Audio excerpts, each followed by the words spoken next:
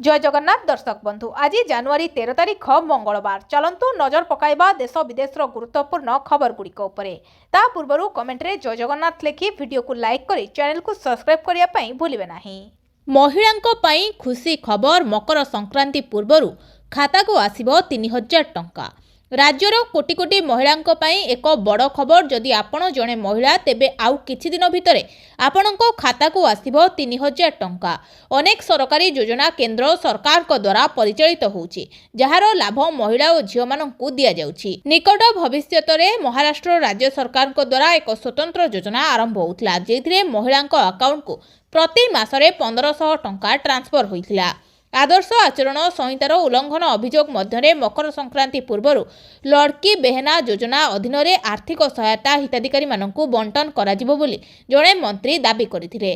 मंत्रीको एही दाबी उपरे राज्य सरकार कमिशन मुख्य सचिवंको ठारू एक report मागिछन्ती।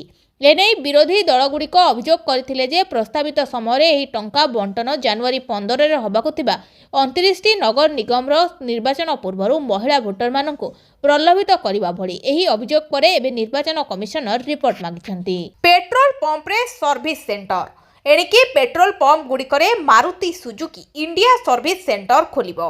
एथिपाई Maruti Suzuki India limited एवं इंडियन ऑयल कॉर्पोरेशन मध्यरे बुझामणा पत्र स्वाक्षर होईछि। देशर बछा बछा पेट्रोल पंप गुड़िकरे एही सेंटर स्थापना करजिबो। कार ग्राहक माने गाड़ीर नियमित रक्षणाबेक्षण सहित छोट काटिया मरामती एवं प्रमुख सेवा एठारे पाई परिबे। देशरे आईओसीएल रो 41,000 रु अधिक पेट्रोल पंप रही। संप्रति मारुति सुजुकी इंडिया देशर 2882 सहर में 5780 सर्विस स्टेशन रही। पेट्रोल पंप गुड़िकरे Maruti Suzuki India service centre खोलिबा फल गाड़ी मालिकों बिक्री परवर्ती सेवा पाइबा सहज हेबो। प्रश्नपत्र लीक रोकिबाकू व्यवहार हेबो एआई कैमेरा। 211 हब्रे निज आड़ू लगाइबो सीएचएसई। प्रश्नपत्र लीक रोकिबो एआई कैमेरा। प्रश्नपत्र लीक रोकिबाकू उच्च माध्यमिक शिक्षा परिषद व्यवहार करिबो एआई कैमेरा। 211 हब्रे एहा निज आड़ू लगाइबो उच्च माध्यमिक शिक्षा परिषद। कॉलेज इंटरनेट उपरे निर्भर करिबाकू पड़िबो नाही। एआई कैमेरा रे लगाजिबो 228 जीबी स्कीम कार्ड। एथिपाई दियाजिबो पावर बैकअप। आसंता फेब्रुआरी 9 सुधा सबु हॉल लगाजिबो। सेहीपरि उच्च माध्यमिक शिक्षा परिषद ऑफिस रे खोलाजिबो कंट्रोल रूम। प्रथम थर पर प्रैक्टिकल परीक्षा को यही कंट्रोल रूम रो मॉनिटर करा जायछि। पूर्वरु केवल थ्योरी परीक्षा को कंट्रोल रूम रे मॉनिटर करा जाउथला। एहा द्वारा पिलामानंको समेत एक्सटर्नल मानकर गतिविधि उपरे भी नजर रखा जाउछि कारण एक्सटर्नल को नहीं विभिन्न समय अभियोग आसुतला।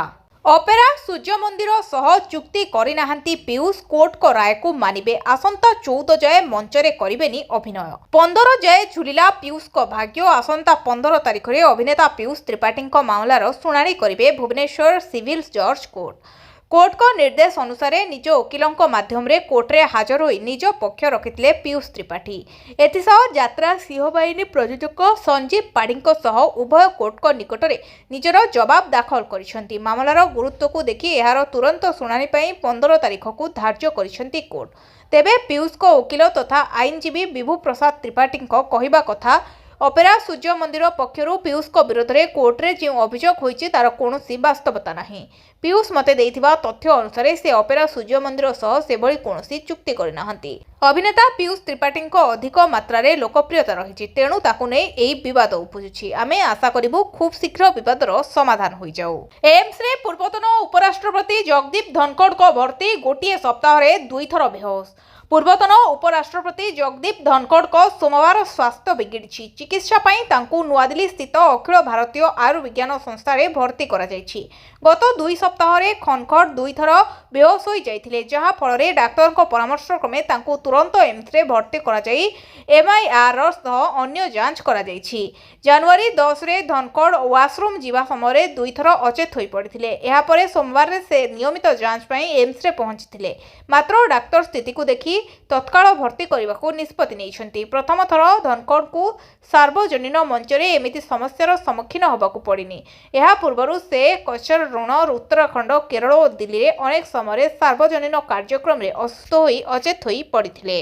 ଚାଷୀର ପିଛା ଛାଡୁନି ସମସ୍ୟା କାଳ ସାଜିଛି ଟୋକନ ଅବ୍ୟବସ୍ଥା କେବେ ଟୋକନ ତ କେବେ ଟାର୍ଗେଟ ଚଳିତ ବର୍ଷ ଚାଷୀର ପିଛା ଛାଡୁନି ମଣ୍ଡି ସମସ୍ୟା ରାୟଗଡ଼ା ପଦ୍ମପୁରରେ ଚାଷୀଙ୍କୁ ଘାରିଛି ଟୋକନ ସମସ୍ୟା ଆବଶ୍ୟକତା ଠାରୁ କମ୍ ପରିମାଣର ଟୋକନ ଚାଷୀଙ୍କୁ ମିଳିଥିବା ଅଭିଯୋଗ ରହିଛି ଫଳରେ ଚାଷୀ ଧାନ ବିକ୍ରି କରିବା ନାହିଁ ନଥିବାର ଅସୁବିଧା ସମ୍ମୁଖୀନ ହେଉଛନ୍ତି ଖୋଲା ଆକାଶ ତଳେ କ୍ୱିଣ୍ଟାଲ କ୍ୱିଣ୍ଟାଲ ଧାନ ରାସ୍ତା କୋଡ଼ରେ ତ କୋଉଠି ଖଳାରେ ମଣ୍ଡିରେ ବିକି 2 ପଇସା ରୋଜଗାର ଅପେକ୍ଷାରେ ଥିବା ଚାଷୀର ନିଦ ହଜାଇ ଦେଇଛି ଟୋକନ ଅବ୍ୟବସ୍ଥା ରାୟଗଡ଼ା ପଦ୍ମପୁରରେ ଚାଷୀଙ୍କ ଜମିର ପରିମାଣ ଓ ମୌଜା ସଠିକ୍ ରହିଥିଲେ ସୁଦ୍ଧା ଅନେକ ଚାଷୀଙ୍କୁ ଟୋକନ ମିଳିନଥିବା ଅଭିଯୋଗ ଆସିଛି ସରକାର ଉତ୍ପାଦିତ ଧାନ ନ କିଣିଲେ ଆମେ ଏହାକୁ ଧାନ ବିକ୍ରି କରିବୁ ଚାଷୀ ପ୍ରଶ୍ନ କରିଛନ୍ତି ଏମିତି ଚଳିତ ବର୍ଷ ଗୁଣପୁରରେ 17,912 ହେକ୍ଟର ଓ ପଦ୍ମପୁରରେ 6,810 ହେକ୍ଟର ଜମିରେ ଧାନ ଚାଷ ହୋଇଛି ଧାନ କିଣାବିକା ପାଇଁ ବ୍ଲକର 7ଟି ସ୍ଥାନରେ ନିୟନ୍ତ୍ରିତ ବଜାର କମିଟି ପକ୍ଷରୁ ମଣ୍ଡି ବ୍ୟବସ୍ଥା କରାଯାଇଛି ପଦ୍ମପୁରରେ 3,883 ଜଣ ଚାଷୀ ମଣ୍ଡିରେ ଧାନ ବିକିବା ପଞ୍ଜୀକରଣ କରିଛନ୍ତି ଭାରତକୁ ସର୍ଜିଓ ଗୋରଙ୍କ ଉଚ୍ଚ ପ୍ରଶଂସା କହିଲେ ମୋଦି ଟ୍ରମ୍ପ ପ୍ରକୃତ ବନ୍ଧୁ ଭାରତରେ ନୂତନ ଆମେରିକୀୟ ରାଜଦୂତ ଭାବେ କାର୍ଯ୍ୟଭାର ଗ୍ରହଣ କରିବା ପରେ ସର୍ଜିଓ ଗୋର ବଡ଼ ବୟାନ ଦେଇଛନ୍ତି ପ୍ରଧାନମନ୍ତ୍ରୀ ମୋଦି ଏବଂ ରାଷ୍ଟ୍ରପତି ଟ୍ରମ୍ପଙ୍କ ବନ୍ଧୁତାକୁ ସେ ବାସ୍ତବ ବୋଲି କହିବା ସହ ଦୁଇ ଦେଶ ମଧ୍ୟରେ ଟ୍ରେଡ୍ ଡିଲ୍ ବା ବାଣିଜ୍ୟ ଚୁକ୍ତିକୁ ନେଇ ଗୁରୁତ୍ୱପୂର୍ଣ୍ଣ ସୂଚନା ଦେଇଛନ୍ତି ପ୍ରଧାନମନ୍ତ୍ରୀ ନରେନ୍ଦ୍ର ମୋଦି ଏବଂ ଡୋନାଲ୍ଡ ଟ୍ରମ୍ପଙ୍କ ମଧ୍ୟରେ ଥିବା ସମ୍ପର୍କ କେବଳ କୂଟନୈତିକ ନୁହେଁ ବରଂ ଏହା ଏକ ଗଭୀର ବ୍ୟକ୍ତିଗତ ବନ୍ଧୁତ୍ୱ ବୋଲି କହିଛନ୍ତି ଆମେରିକୀୟ ରାଷ୍ଟ୍ରଦୂତ ଭାରତ ଓ ଆମେରିକା ମଧ୍ୟରେ ବାଣିଜ୍ୟ ଚୁକ୍ତି ପାଇଁ ଆସନ୍ତାକାଲି ପୁଣି ଥରେ ଆଲୋଚନା ଆରମ୍ଭ ହେବାକୁ ଯାଉଛି ମୋକିମ୍ ଫାଉଣ୍ଡେସନର ଯୁବ ସମାବେଶରେ ଯୋଗଦେଲେ ସୋଫିଆ ବାପାଙ୍କ ଲଢ଼ାଇରେ ସାମିଲ ହେବାକୁ ଦେଲେ ଆହ୍ୱାନ ମୋକିମ୍ଙ୍କ କାର୍ଯ୍ୟକ୍ରମରେ ମୁଖ୍ୟ ଅତିଥି ସାଜିଲେ ସୋଫିଆ ମୋକିମ୍ଙ୍କ ନୂଆ ଦଳ ଗଠନ ପୂର୍ବରୁ ଯୁବଗୋଷ୍ଠୀଙ୍କୁ ଆକୃଷ୍ଟ କରିବା ପାଇଁ ପଡ଼ିଲା ମୂଳଦୁଆ ଜାତୀୟ ଯୁବ ଦିବସରେ ଯୁବଗୋଷ୍ଠୀଙ୍କୁ ନେଇ ଶକ୍ତି ପ୍ରଦର୍ଶନ କଲେ ମହମ୍ମଦ ମୋକିମ୍ ତେବେ ରୋଚକ କଥା ହେଉଛି ମୋକିମ୍ଙ୍କ କାର୍ଯ୍ୟକ୍ରମରେ ମୁଖ୍ୟ ଅତିଥି ଭାବେ ଯୋଗ ଦେଇଛନ୍ତି କଂଗ୍ରେସ ବିଧାୟିକା ତଥା ତାଙ୍କ ଝିଅ ସୋଫିଆ ଫିରଦୌସ ସୋଫିଆଙ୍କ ସହ ଅଛନ୍ତି ବିଜେଡି ବିଧାୟକ ସୁନୀଲ ମହାନ୍ତି ଧର୍ମଶାଳା ବିଧାୟକ ତଥା ବିଜେପି ନେତା ହିମାଂଶୁ ଶେଖର ସାହୁ ଯୋଗ ଦେଇଛନ୍ତି ଗଣମାଧ୍ୟମକୁ ପ୍ରତିକ୍ରିୟା ଦେଇ ମୋକିମ୍ କହିଛନ୍ତି ଓଡ଼ିଶାର ବିକାଶ ପାଇଁ ଯୁବଗୋଷ୍ଠୀର ଆବଶ୍ୟକତା ରହିଛି ମାର୍ଚ୍ଚ ମାସରେ ନୂଆ ଦଳ ଗଠନ ହେବ ରାଜନୀତି ହେଉଛି ଶ୍ରେଷ୍ଠ ନୀତି ତେଣୁ ରାଜ୍ୟର ବିକାଶ ପାଇଁ ଯୁବକମାନଙ୍କ ଆବଶ୍ୟକତା ଥିବାରୁ ଆଗାମୀ ଦିନରେ ନୂଆ ଦଳର ଆବଶ୍ୟକତା ରହିଛି ଓଡ଼ିଶାରେ ବଡ଼ ଧରଣର ସାଇବର ଲୁଟର ପର୍ଦ୍ଦାଫାଶ ଆସାମରୁ ବନ୍ଧା ହେଲେ ଲୁଟେରା ଓଡ଼ିଶାରେ ସାଇବର ଲୁଟ୍ ଆସାମରୁ ବନ୍ଧା ହେଲେ ସାଇବର ଲୁଟେରା ଟ୍ରେଡିଂ କାରବାର ନାଁରେ ସାଇବର ଠକେଇ ଆସାମରୁ ହୋଇଥିଲା ସାଇବର ଅପରେସନ 6 କୋଟିରୁ ଊର୍ଦ୍ଧ୍ୱ ଟଙ୍କା ସାଇବର ଠକେଇ 2ଟି ଭିନ୍ନ ଭିନ୍ନ ମାମଲାରେ 3 ଜଣ ସାଇବର ଲୁଟେରା ଗିରଫ କରିଛି କ୍ରାଇମବ୍ରାଞ୍ଚ ଅଭିଯୁକ୍ତମାନେ ହେଲେ ଆସାମର ଅନିକେତ ରାୟ ଭିକି ଦତ୍ତ ସେହିପରି ଅନ୍ୟ ଏକ ସାଇବର ଠକେଇ ମାମଲାରେ ଆସାମର ଆସଗର ଅଲି ଏହି 3 ଅଭିଯୁକ୍ତ ଗିରଫ ହୋଇଛନ୍ତି କ୍ରାଇମବ୍ରାଞ୍ଚ ସେମାନଙ୍କୁ ଟ୍ରାନଜିଟ୍ ରିମାଣ୍ଡରେ ଓଡ଼ିଶା ଆଣିଥିଲା ବେଳେ ଆଜି ସେମାନଙ୍କୁ କୋର୍ଟ ଚାଲାଣ କରାଯିବ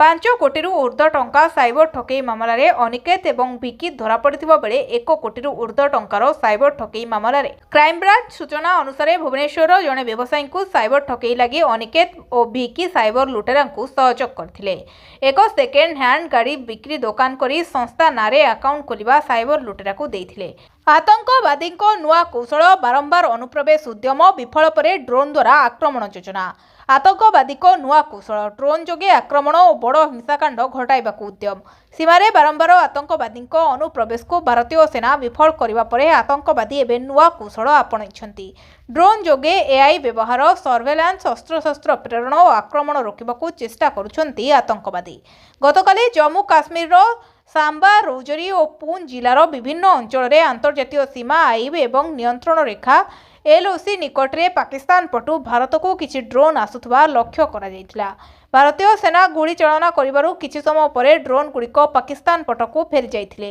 ରୁମ୍ ହିଟର ସାଜିଛି ସାଇଲେଣ୍ଟ କିଲର ସତର୍କ ନ ରହିଲେ ଯାଇପାରେ ଜୀବନ ଶୀତର ପ୍ରକୋପରୁ ବଞ୍ଚିବା ପାଇଁ ଆମେ ବ୍ୟବହାର କରୁଥିବା ରୁମ୍ ହିଟର ଏବେ ଅନେକଙ୍କ ପାଇଁ ମରଣ ଯନ୍ତା ପାଲଟିଛି ରାଜଧାନୀ ଦିଲ୍ଲୀଠାରୁ ଆରମ୍ଭ କରି ବିହାର ଗାଁ ଗହଳି ପର୍ଯ୍ୟନ୍ତ ଅନେକ ପରିବାର ବନ୍ଦ କୋଠରରେ ହିଟର ଲଗାଇ ଶୋଇଥିବା ଅବସ୍ଥାରେ ପ୍ରାଣ ହରାଉଥିବାର ଖବର ସାମ୍ନାକୁ ଆସୁଛି ଡାକ୍ତରମାନେ ଏହି ମୃତ୍ୟୁକୁ ସାଇଲେଣ୍ଟ କିଲର ବୋଲି କହୁଛନ୍ତି କାରଣ ଏହା ବିନା କୌଣସି ଶବ୍ଦ କିମ୍ବା ସତର୍କ ବାଣୀରେ ମଣିଷର ଜୀବନ ନେଇଯାଏ ବିଜ୍ଞାନ ଅନୁସାରେ ଶୀତଦିନେ ଝରକା ଓ କବାଟ ବନ୍ଦ କରି ହିଟର ବ୍ୟବହାର କରିବା ଦ୍ୱାରା କୋଠରୀ ମଧ୍ୟରେ ଥିବା ଅମ୍ଳଜାନ କ୍ରମାଗତ ଭାବେ ହ୍ରାସ ପାଇଥାଏ ଏବଂ ବିଷାକ୍ତ କାର୍ବନ ମନୋକ୍ସାଇଡ୍ ଗ୍ୟାସ୍ର ମାତ୍ରା ବୃଦ୍ଧି ପାଏ ଏହି ଗ୍ୟାସ୍ର କୌଣସି ଗନ୍ଧ ନଥିବାରୁ ଶୋଇଥିବା ବ୍ୟକ୍ତି ଜାଣିପାରନ୍ତି ନାହିଁ ଯେ ସେମାନେ ବିଷାକ୍ତ ବାୟୁ ଗ୍ରହଣ କରୁଛନ୍ତି ଫଳରେ ରକ୍ତରେ ଅମ୍ଳଜାନର ମାତ୍ରା କମିଯାଏ ଏବଂ ମଣିଷ ଅଣନିଶ୍ୱାସୀ ହୋଇ ନିଦ୍ରା ଅବସ୍ଥାରେ ହିଁ ମୃତ୍ୟୁବରଣ କରେ। ହିଟରର କୁପ୍ରଭାବ ଯୋଗୁଁ ପ୍ରଥମେ ମୁଣ୍ଡ ବୁଲାଇବା, ବାନ୍ତି ଲାଗିବା ଏବଂ ଅତ୍ୟଧିକ ନିଦ ଲାଗିବା ଭଳି ଲକ୍ଷଣ ଦେଖାଦିଏ, ଯାହା ଶରୀରର ଅମ୍ଳଜାନ ଅଭାବକୁ ସୂଚାଇଥାଏ। ଏହି ସମସ୍ୟାରେ ବିଶେଷ କରି ଛୋଟ ପିଲା ଏବଂ ବୃଦ୍ଧମାନେ ସବୁଠାରୁ ଶୀଘ୍ର ପ୍ରଭାବିତ ହୁଅନ୍ତି। ବଢ଼ିପାରେ ଇପିଏଫ୍ଓ ଓ ଇଏସ୍ଆଇ ବେତନ ସୀମା ପ୍ରସ୍ତାବକୁ ସରକାରଙ୍କ ସବୁଜ ସଂକେତ। କର୍ମଚାରୀ ଭବିଷ୍ୟତ ନିଧି ପାଣ୍ଠି ସଂଗଠନ ଓ କର୍ମଚାରୀ ରାଜ୍ୟ ବୀମା ନିଗମ ଲାଗି ମାନସିକ ବେତନ ସୀମାକୁ 30,000 ଟଙ୍କା ପର୍ଯ୍ୟନ୍ତ ବଢ଼ାଇବା ଉପରେ କେନ୍ଦ୍ର ଶ୍ରମ ଓ ନିୟୋଜନ ମନ୍ତ୍ରଣାଳୟ ଗଭୀରତାର ସହ ବିଚାର କରୁଛନ୍ତି। ବେତନ ସୀମା ବଢ଼ାଇବାକୁ ବହୁ ଦିନରୁ ଶ୍ରମିକ ସଂଗଠନକୁ ଦାବି କରିଆସୁଥିଲେ। ନିକଟରେ ସୁପ୍ରିମକୋର୍ଟ ମଧ୍ୟ ଏହି ମାମଲାର ହସ୍ତକ୍ଷେପ କରି ସରକାରଙ୍କୁ ପ୍ରସ୍ତାବ ଉପରେ ବିଚାର କରିବାକୁ କହିଥିଲେ। ସମ୍ପ୍ରତି ଇପିଏଫ୍ଓର ମାସିକ ବେତନ ସୀମା 15,000 ଟଙ୍କା ଓ ଇଏସ୍ଆଇସି ପାଇଁ 11,000 ଟଙ୍କା ରହିଛି। ଉଭୟ ସଂସ୍ଥା ପାଇଁ ଏହି ସୀମାକୁ ବଢ଼ାଇ 25,000 ଟଙ୍କା କିମ୍ବା 30,000 ଟଙ୍କା କରିବା ଉପରେ ସରକାର ବିଚାର କରୁଛନ୍ତି। ଲୋକସଭା ଭବନର ବଦଳିବ କାୟାକଳ୍ପ, ଅତ୍ୟାଧୁନିକ ହେବ ଓଡ଼ିଶା ବିଧାନସଭା। ସୋମବାର ମୁଖ୍ୟମନ୍ତ୍ରୀ ମୋହନ ମାଝୀ 71ଟି ପ୍ରକଳ୍ପର କରିଛନ୍ତି ଶିଳାନ୍ୟାସ, ଯେଉଁଥିରେ ରହିଛି ନୂଆ ବିଧାନସଭା ଓ ଲୋକସଭା ଭବନର ନିର୍ମାଣ ନକ୍ସା। ଏହାସହ ରାଜଧାନୀବାସୀଙ୍କୁ ନୂଆବର୍ଷ ଭେଟି ଦେଇଛନ୍ତି ମୋହନ ସରକାର। ଟ୍ରାଫିକ୍ ଯନ୍ତ୍ରଣାରେ ଆଉ କଲବଲ ହେବେନି ଭୁବନେଶ୍ୱର ବାସିନ୍ଦା। ଏଥିପାଇଁ ଜୟଦେବ ବିହାରରୁ ନନ୍ଦନକାନନ ପର୍ଯ୍ୟନ୍ତ ନିର୍ମାଣ ହେବ ସ୍ୱତନ୍ତ୍ର ଏଲିଭେଟେଡ୍। ପ୍ରାୟ 65 ବର୍ଷ ପରେ ଓଡ଼ିଶା ଶାସନର ପ୍ରାଣକେନ୍ଦ୍ର ଲୋକସେବା ଭବନ ହେବ ନବକଳେବର। ଅତ୍ୟାଧୁନିକ ତଥା କେନ୍ଦ୍ର ମନ୍ତ୍ରଣାଳୟ ଢାଞ୍ଚାରେ ତିଆରି ହେବ ପାୱାର କରିଡର। 3,623 କୋଟି ଟଙ୍କା ବ୍ୟୟରେ ହେବ ନୂଆ ବିଧାନସଭା ଓ ଲୋକସେବା ଭବନ। 71.13 ଏକର ଜମିରେ ନିର୍ମାଣ ହେବ ଏହି ନୂଆ ପ୍ରକଳ୍ପ। ଗୋଟିଏ ପରିଧି ଭିତରେ ରହିବ ଓଡ଼ିଶାର ବିଧାନସଭା ଓ ଲୋକସଭା ଭବନ। ଅତ୍ୟାଧୁନିକ ଭୂତଳ ପାର୍କିଂ, ସ୍ୱତନ୍ତ୍ର କନଫରେନ୍ସ ହଲ୍, 41 ବିଭାଗର କାର୍ଯ୍ୟାଳୟ ରହିବ। ମନ୍ତ୍ରୀଙ୍କ ପାଇଁ ସ୍ୱତନ୍ତ୍ର ଚ୍ୟାମ୍ବର, ବିଧାୟକ ଲାଉଞ୍ଜ ସହ ସବୁ ପ୍ରକାର ସୁବିଧା ଉପଲବ୍ଧ ରହିବ। ସ୍ୱତନ୍ତ୍ର ସୁରକ୍ଷା ବଳ ଭିତରେ ରହିବ ପୁରା ବିଧାନସଭା ଓ ଲୋକସଭା ଭବନ। ବାଂଲାଦେଶ ମ୍ୟାଚ୍ ଭେନ୍ୟୁକୁ ନେଇ ଆସିଲା ନୂଆ ଖବର। ବିସିସିଆଇର ବଡ଼ 2026 ଟି20 ବିଶ୍ୱକପ୍ ପାଇଁ ବାଂଲାଦେଶର ମ୍ୟାଚ୍ ଭେନ୍ୟୁ ପରିବର୍ତ୍ତନ ହୋଇପାରେ। ରିପୋର୍ଟ ହୋଇଛି ଯେ ବିସିସିଆଇ ଏକ ନିଷ୍ପତ୍ତି ନେଇଛି। ଏବେ ପ୍ରଶ୍ନ ହେଉଛି ଯେ ସ୍ଥାନଟି ଶ୍ରୀଲଙ୍କାରେ ହେବ ନା ଏହାକୁ ଭାରତର ଅନ୍ୟ ଏକ ସହରକୁ ସ୍ଥାନାନ୍ତର କରାଯିବ। 2026 ଟି20 ବିଶ୍ୱକପ୍ ଫେବୃଆରୀ 7 ତାରିଖରୁ ଭାରତ ଏବଂ ଶ୍ରୀଲଙ୍କା ଦ୍ୱାରା ଆୟୋଜନ କରାଯିବାର କାର୍ଯ୍ୟକ୍ରମ ରହିଛି। ନିର୍ଦ୍ଧାରିତ କାର୍ଯ୍ୟସୂଚୀ ଅନୁଯାୟୀ ବାଂଲାଦେଶର ସମସ୍ତ ଗ୍ରୁପ୍ ମ୍ୟାଚ୍ ମୂଳତଃ କୋଲକାତା ଏବଂ ମୁମ୍ବାଇରେ ଅନୁଷ୍ଠିତ ହେବାର କାର୍ଯ୍ୟକ୍ରମ ଥିଲା। ବାଂଲାଦେଶ ମ୍ୟାଚ୍ ପାଇଁ ବଦଳିବ ସ୍ଥାନ। ଏକ ରିପୋର୍ଟ ଅନୁଯାୟୀ ବାଂଲାଦେଶର ମ୍ୟାଚ୍ ପାଇଁ ସ୍ଥାନ ଶ୍ରୀଲଙ୍କାକୁ ସ୍ଥାନାନ୍ତର ହେବାର ସମ୍ଭାବନା କମ୍। ବ୍ୟାଙ୍କ ଡିପୋଜିଟ୍ ନା ପୋଷ୍ଟ ଅଫିସ୍ ସ୍କିମ୍, କେଉଁଟା ବେଷ୍ଟ? କେଉଁଥିରେ ମିଳେ ଅଧିକ ଲାଭ? ସାଧାରଣତଃ ଟଙ୍କା ସଞ୍ଚୟ କରିବା ସମୟରେ ସୁରକ୍ଷା ଏକ ସର୍ବୋଚ୍ଚ ପ୍ରାଥମିକତା, ବିଶେଷ କରି କ୍ଷୁଦ୍ର ନିବେଶକଙ୍କ ପାଇଁ, ଯେଉଁମାନଙ୍କ ପାଖରେ ସେମାନଙ୍କର ପୁଞ୍ଜିକୁ ସଠିକ୍ ସ୍ଥାନରେ ନିବେଶ କରିବାର ଅଧିକ ବିକଳ୍ପ। ସୁରକ୍ଷା କଥା ଆସିଲେ ପୋଷ୍ଟ ଅଫିସ୍ ଏବଂ ବ୍ୟାଙ୍କ ଉଭୟକୁ ବହୁ ସୁରକ୍ଷିତ ବୋଲି ବିବେଚନା କରାଯାଏ, କିନ୍ତୁ ସେମାନଙ୍କ ସୁରକ୍ଷା ଆଧାର ଭିନ୍ନ। ଆପଣଙ୍କ ଟଙ୍କା କେଉଁଠାରେ ସୁରକ୍ଷିତ ଏବଂ କାହିଁକି ତାହାର ଏକ ବିସ୍ତୃତ ବିବରଣୀ ଜାଣନ୍ତୁ। ପୋଷ୍ଟ ଅଫିସ୍ ଯୋଜନାରେ ଆପଣଙ୍କ ଟଙ୍କା ସବୁଠାରୁ ସୁରକ୍ଷିତ। ପୋଷ୍ଟ ଅଫିସ୍ ସଞ୍ଚୟ ଯୋଜନା, ଯେପରିକି ପିପିଏଫ୍, ଏନ୍ଏସ୍ସି, MIS ଏକ ଦମଦାର ଗ୍ୟାରେଣ୍ଟି ଦ୍ୱାରା କଭର କରାଯାଏ। ଏହାର ଅର୍ଥ ହେଉଛି ସେମାନେ 100% ସୁରକ୍ଷା ସ୍ତର ଅଛି, କାରଣ ସରକାର ନିଜେ ଦାୟିତ୍ୱ ଗ୍ରହଣ କରିଛନ୍ତି। ଆପଣଙ୍କ ସମ୍ପୂର୍ଣ୍ଣ ଜମା ସିଧାସଳଖ ଭାରତ ସରକାରଙ୍କ ଦ୍ୱାରା ଗ୍ୟାରେଣ୍ଟି ଦିଆଯାଇଛି। ଦେବାଳିଆ ହେବାର ବିପଦ 0। ପୋଷ୍ଟ ଅଫିସ୍ କେବେ ବି ଦେବାଳିଆ ହୋଇପାରିବ ନାହିଁ, କାରଣ ଏହା ସରକାରଙ୍କ ଏକ ଅଂଶ ସୀମା ବିଷୟରେ ସୁରକ୍ଷା ଉପରେ କୌଣସି ସର୍ବାଧିକ ସୀମା ଆଣେ ନାହିଁ। ଆକାଶ ଛୁଆଁ ସୁନାରୂପା ଦର 1.5 ଲକ୍ଷ ଟପିଯିବ କି? ସୁନାରୂପା ଦର, ରୂପା ରେଟ୍ ଶୁଣିଲେ ଲାଗୁଛି ଡର। ବିଶ୍ୱରେ ଭୂ ରାଜନୈତିକ ଅସ୍ଥିରତା କାରଣରୁ ସୁନା ଓ ରୂପା ଦର ବଢ଼ି ନୂଆ ରେକର୍ଡ କରିଚାଲିଛି। ଏହାର ପ୍ରଭାବ ଭାରତୀୟ ବଜାର ଉପରେ ପଡ଼ିଛି। ଆଜି ଭୁବନେଶ୍ୱରରେ 22 କ୍ୟାରେଟ୍ ସୁନା 10 ଗ୍ରାମ ପିଛା ଦର 1,30,000 ଟଙ୍କା ଟପିଛି। ଶନିବାର ତୁଳନାରେ ଏହି ଦରରେ 1,550 ଟଙ୍କାର ବୃଦ୍ଧି ଘଟିଛି। 24 କ୍ୟାରେଟ୍ ସୁନା ଦର 1,690 ଟଙ୍କା ବୃଦ୍ଧି ଘଟି 1,42,150 ଟଙ୍କାରେ ପହଞ୍ଚିଛି। ସୁନା ଅପେକ୍ଷା ରୂପା ଦରର ବଡ଼ ବୃଦ୍ଧି ଘଟିଛି। କିଲୋଗ୍ରାମ ପିଛା ରୂପା ଦର ଆଜି 12,000 ଟଙ୍କା ମହଙ୍ଗା ହୋଇଛି। ଏଥିଯୋଗୁଁ ରୂପା ଦର 2,87,000 ଟଙ୍କା ଛୁଇଁଛି। ଭୁବନେଶ୍ୱର ବଜାରରେ 2026 ମସିହାର ପ୍ରଥମ ଦିନରେ 24 ଓ 22 କ୍ୟାରେଟ୍ ସୁନାର ଦର ଯଥାକ୍ରମେ 1,35,060 ଟଙ୍କା ଏବଂ 1,23,800 ଟଙ୍କା ଥିଲା। ତେଣୁ ଗତ 12 ଦିନରେ ଏହି ଧାତୁର ଦର 5.25% ବଢ଼ିଯାଇଛି। ଅନ୍ୟପକ୍ଷରେ ରୂପା ଦର 2026 ମସିହାରେ ପ୍ରଥମ 12 ଦିନରେ 12% ମହଙ୍ଗା ହୋଇଯାଇଛି। ସାମାଜିକ ସୁରକ୍ଷା ପେନସନ ପାଇଁ ମୁଁ ଏହି ବଜେଟରେ 7,600 କୋଟି ଟଙ୍କା ବ୍ୟୟ ବରାଦର ପ୍ରସ୍ତାବ ରଖୁଛି। ଆମ ପ୍ରତିଶ୍ରୁତି ମୁତାବକ ପ୍ରଥମ ପର୍ଯ୍ୟାୟରେ 80 ବର୍ଷରୁ ଉର୍ଦ୍ଧ୍ୱ ବୟସ୍କ ନାଗରିକ ଓ 80% କମ୍ ହୋଇନଥିବା ଭିନ୍ନକ୍ଷମ ବ୍ୟକ୍ତିମାନଙ୍କ ଲାଗି ଉଭୟ ମଧୁବାବୁ ପେନସନ ଯୋଜନା MBPY ଓ ଜାତୀୟ ସାମାଜିକ ସୁରକ୍ଷା କାର୍ଯ୍ୟକ୍ରମ NSAP ଅଧୀନରେ ସାମାଜିକ ସୁରକ୍ଷା ଭତ୍ତାକୁ 3,500 ଟଙ୍କାକୁ ବୃଦ୍ଧି କରାଯିବ। ଆମେ ଏବେ ରିଭ୍ୟୁ କଲୁ ସୁଭଦ୍ରାରେ 4,57,681 ଜଣଙ୍କୁ ଏଇ ସପ୍ତାହରେ ସୁଭଦ୍ରା ମିଳିବ। ଆଉ ସେମାନେ କିଏ ଯିଏ ନୂଆ ପଞ୍ଜୀକୃତ ହେଇଛନ୍ତି ଯାହାଙ୍କୁ 21 ହେଇଛି 1,78,398 ଜଣ। ଯେଉଁମାନଙ୍କର ବିଭିନ୍ନ ଅଭିଯୋଗ ଶୁଣାଣି ହେଇଥିଲା ବନ୍ଦ ହେଇଯାଇଥିଲା କୌଣସି କାରଣ ପାଇଁ କଟି ଯାଇଥିଲେ ସେଭଳି 24,018 ଜଣଙ୍କୁ ମିଳିବ ଏବଂ ତୃତୀୟ କିସ୍ତି ପାଇଥିଲେ କିନ୍ତୁ ପ୍ରଥମ ଦ୍ୱିତୀୟ କିସ୍ତିରେ ତାଙ୍କର ନାଁ ନଥିଲା ସେଭଳି ହିତାଧିକାରୀ ଯେଉଁମାନେ ବଞ୍ଚିତ ଥିଲେ ସେମାନେ 2,55,265 ଯେଉଁଟା ଯାଇଥିଲା ସର୍ଭେ ପାଇଁ ତାର ଯେଉଁ ସର୍ଭେର ରିପୋର୍ଟ ଆଧାରରେ ସମସ୍ତେ ମିଶି 4,57,681 ଜଣ ଏଥର ସୁଭଦ୍ରା ପାଇବେ। 250 କୋଟିରୁ ଉର୍ଦ୍ଧ୍ୱ ଟଙ୍କା ଏଥର ଡିସବର୍ସ।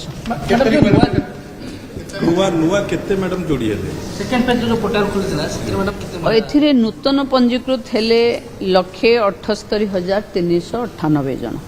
ବାକି ଯୋଉଟା ଆମେ 295 ପଠେଇଥିଲେ ଗ୍ରାସରୁଟ୍ ସର୍ଭେ ସେଥିରୁ ଆମେ ପାଖାପାଖି 24,000 ଯେଉଁମାନେ ପୁରା କଟି ଯାଇଥିଲେ ସେମାନଙ୍କୁ ଦଉଛେ ଆଉ ଯୋଉଟା ଟେକ୍ନିକାଲ ଅସୁବିଧା ପାଇଁ ରହିଯାଇଥିଲେ ସେଭଳି 2,55,265 ଜଣଙ୍କୁ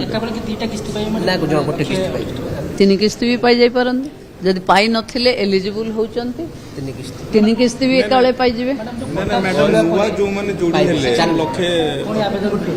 ଗୋଟେ କିସ୍ତି ପାଇବେ ସୁଭଦ୍ରା ମାନେ ମାର୍ଚ୍ଚ 8ରେ ସେମାନଙ୍କର ଦ୍ୱିତୀୟ କିସ୍ତି ହବ। ଏଇଟା ସେମାନେ ପାଇବେ ଗତ ରାକ୍ଷୀ ବନ୍ଧନର କିସ୍ତିଟା ସେମାନେ ନୂଆ ବାଲା ପାଇବେ। ମାର୍ଚ୍ଚ 8ରେ ସେମାନେ ପାଇବେ ତାଙ୍କର ଦ୍ୱିତୀୟ କିସ୍ତି। ପୁରୁଣା ବାଲାଙ୍କର ଯେତିକି ଅଟକି ଯାଇଛି ଯାହାର ସେମାନେ ସବୁ ପାଇଯିବେ।